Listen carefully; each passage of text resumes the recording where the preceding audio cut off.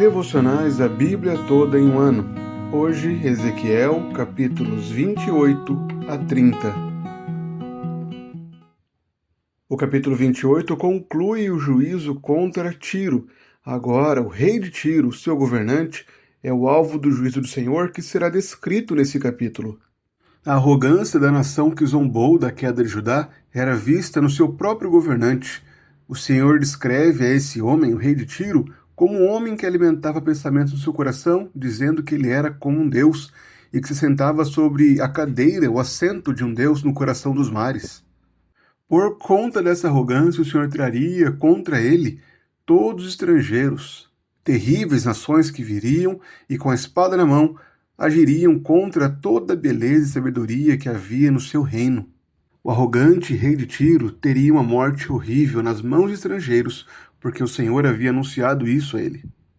Em seguida, o Senhor ordena a Ezequiel que faça uma lamentação sobre o rei de Tiro. É curioso esse chamado, pois o que se segue não é uma lamentação como as outras. Na verdade, parece a continuação de um juízo. Ao invés da lamentação, o profeta, nos versículos iniciais, versículos 11 a 15, ele fala sobre a perfeição e a sabedoria do rei de Tiro no início do seu reinado, comparando a uma figura exaltada, rica em beleza e sabedoria. O versículo 15, porém, serve com uma mudança desse tom. A beleza, antes anunciada, agora é contrastada com o pecado, até que se achou iniquidade em você. E então o Senhor começa a apontar novamente para a arrogância, para a multiplicação do comércio de Tiro, que encheu esse rei de violência e pecado.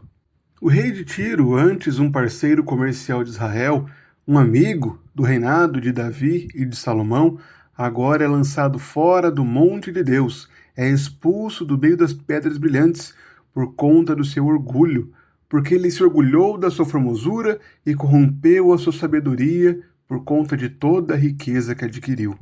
Agora, todos os povos que o conhecem se espantam por causa dele, pois ele se tornou agora objeto de espanto e deixará de existir para sempre. E ao final do capítulo, o Senhor volta a trazer esperança para Israel, dizendo que ele reunirá o seu povo e o santificará. E assim eles habitarão seguros na sua terra, edificarão casas e plantarão vinhas. E assim o Senhor será reconhecido por eles. Eles saberão que eu sou o Senhor, o Deus de Israel.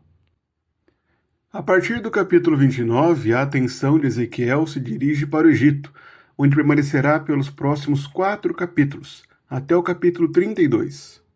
Nesses capítulos, Ezequiel anunciará 7 oráculos, 7 profecias contra o Egito. A primeira delas aconteceu no 10º ano do cativeiro de Joaquim. Neste dia, o Senhor ordenou a Ezequiel que profetizasse contra Faraó, o rei do Egito, e contra todo o Egito. As principais denúncias é que Faraó era orgulhoso e dizia que o rio pertencia a ele.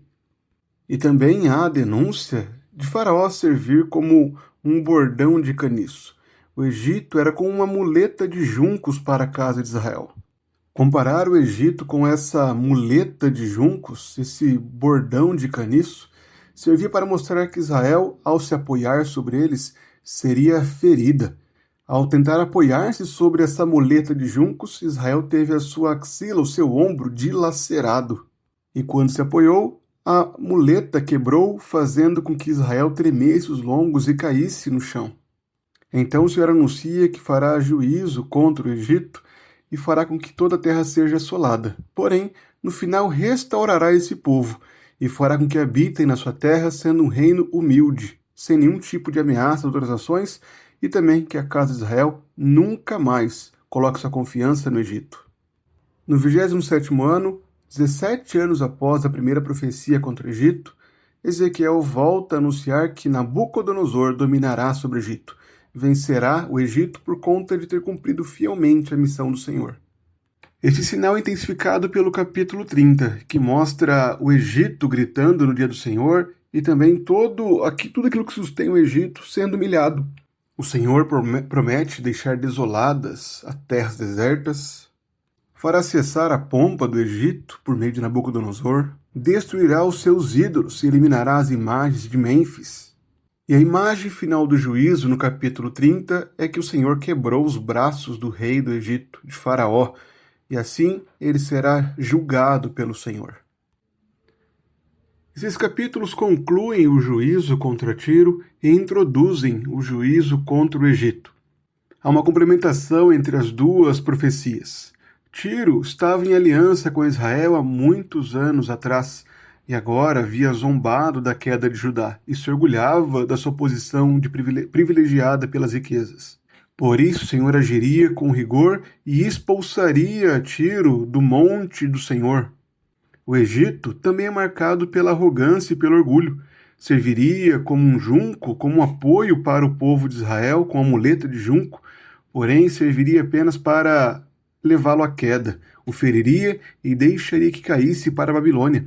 Não era confiável a Israel. Nesses dois casos, nós vemos o Senhor agindo com rigor, julgando aqueles arrogantes que tentam se infiltrar no meio do povo de Deus e estabelecer aliança com seu povo. O Senhor os abaterá, mas promete também restaurar Israel, mostrando seu propósito redentor que não anula o juízo contra as nações. Tanto o rei de Tiro quanto Faraó eram arrogantes, pois buscavam tomar o lugar de Deus.